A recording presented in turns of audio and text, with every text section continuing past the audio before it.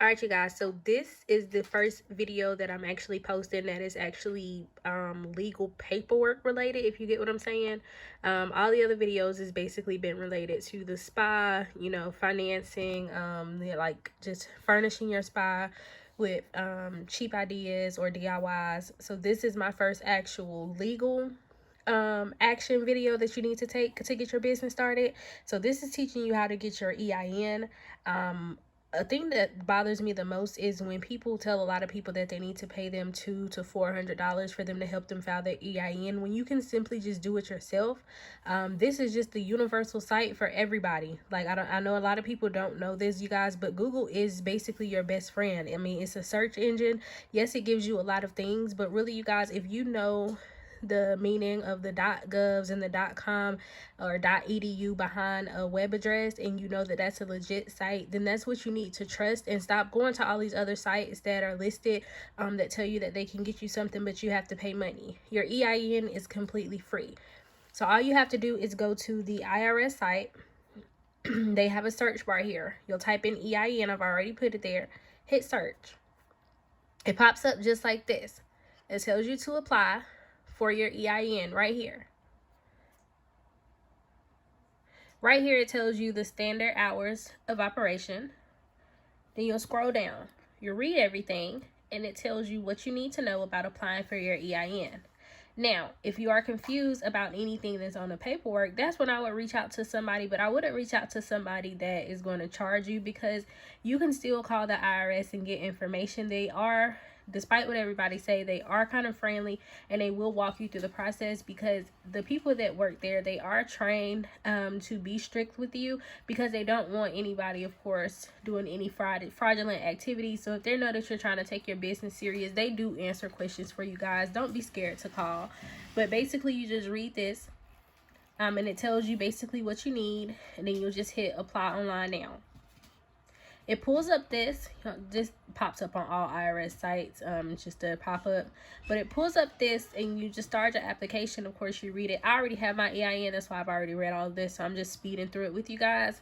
All right, so this is the most important thing here. What type of legal structure are you applying for to get your EIN? As far as estheticians, you have the option to do your sole proprietor, and you have the option to do your LLC.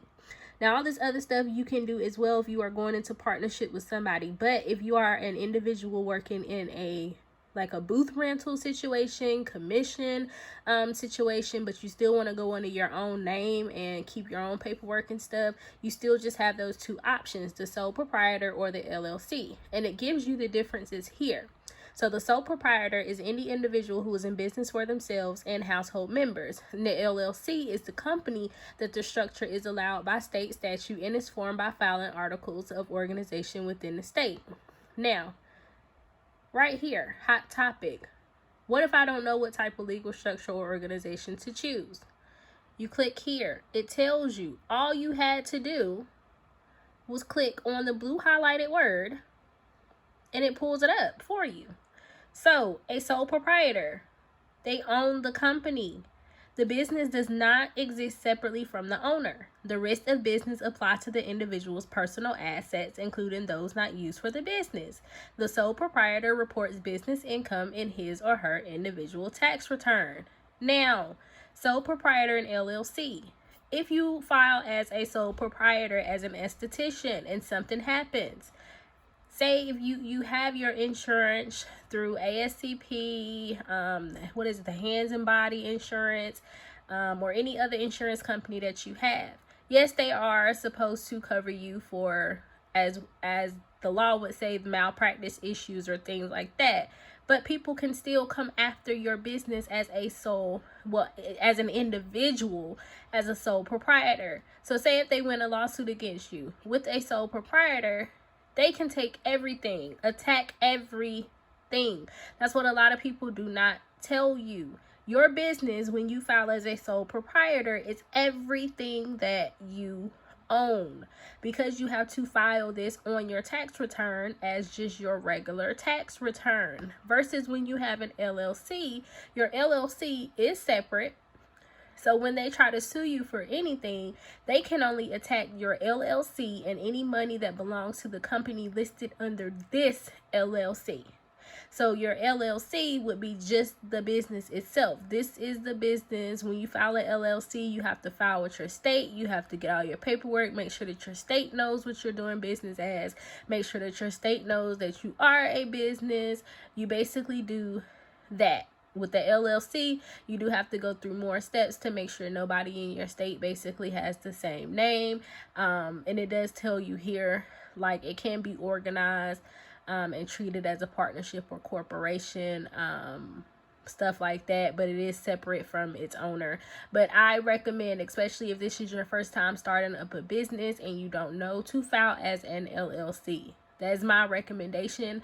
No, I'm not a lawyer, no type of legal entity or whatever, but this is my third time filing a business, and I try to keep everything separate. I don't want everything filed under the same, and I just want whatever happens with this business to stay under this business. All right, so it tells you you have chosen the LLC, and it tells you everything here.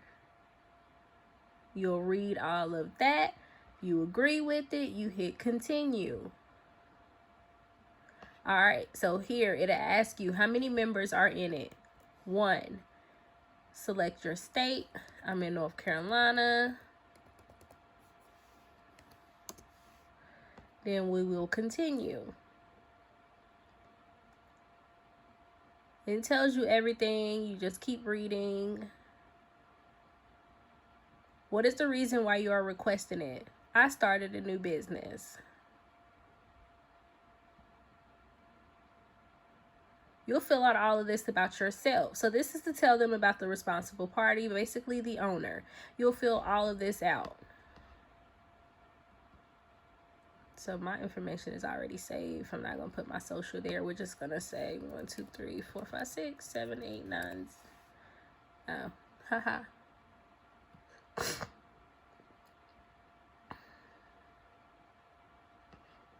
All right, so it's probably not going to give me one because I put that 1, 2, 3, 4, 5, 6, 7, 8, 9. Yeah, their system is good at recognizing fraud. But anyway, so if you would have put in the right social, it would have brought it up for the address. The only screens that come after this is, you know, the address, where you're doing business as, or if you are doing business as. It's really just a regular general, like if you are applying for a credit card, that is the screen that pops up next. Your address, where you want your information filed. When you get to the end of the application, it asks you if you want to receive a on-screen version or if you want it mailed to you. That is very important, because if you choose that you want the on-screen version, they will not mail you a copy. You have to make sure that you go ahead and print it out or save it as a PDF to your computer or device, and make sure you keep that on hand if you're going to print it out yourself, because you will have to call them and wait a while to get another copy. Most of the time they will tell you that they can't duplicate it, that you were supposed to keep up with it, and it takes a while to get you another one. But that's basically, you guys, all that you have to do. And when I was reading the steps and I told you guys about making sure that nobody else has your business name, this is my state site, North Carolina. Everybody's state has a site, your governmental state site. This is northcarolina.gov. So all you have to do is go here, and it tells you can look up businesses registered in North Carolina. You'll click here. Search what you want to, you can choose that, or you can just put company, starting with, and put whatever you want.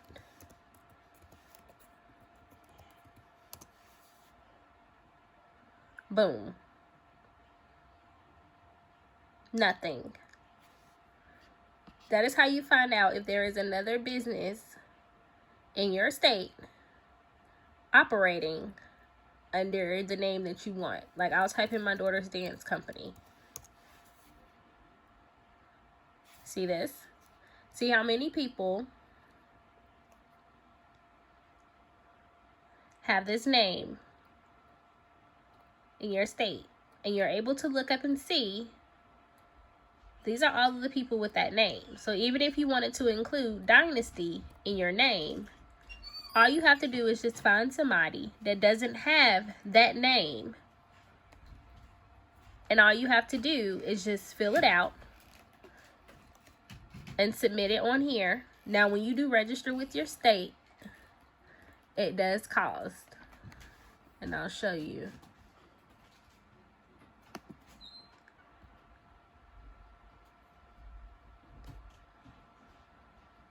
So, your state site tells you this is everything that you need to do. That's why I love the internet. I love the governmental sites because they do break everything down for you. All you guys really have to do is read. Choose a business structure, which is what I just told you guys to do on the IRS site. Choose your name, which you need your name. Your name is very, very important. You have to know your name before you apply for your EIN. So the first thing that you need to do before we even get to this step is make sure you know what you are naming your business. And then here, you will register your business.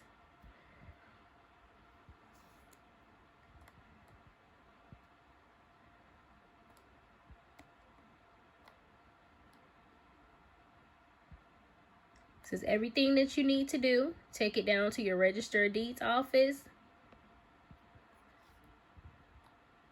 It's everything that you guys need.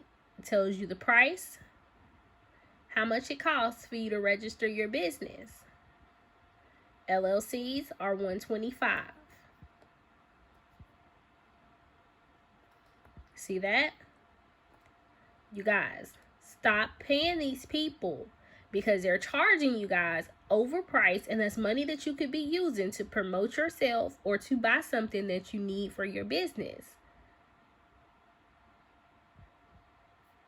All right, so this was just that. So the first step that we need everybody to do first is think of a business name and then create your LLC or your sole proprietorship with your EIN, and then register with your state. So our next video will be about getting your DUNS number and teaching you guys how to do that for free, because a lot of people are telling you need to pay $297 just to get your DUNS number. It does not have to be $1,000 startup cost just to do your legal paperwork, you guys. So stay tuned for the DUNS number video.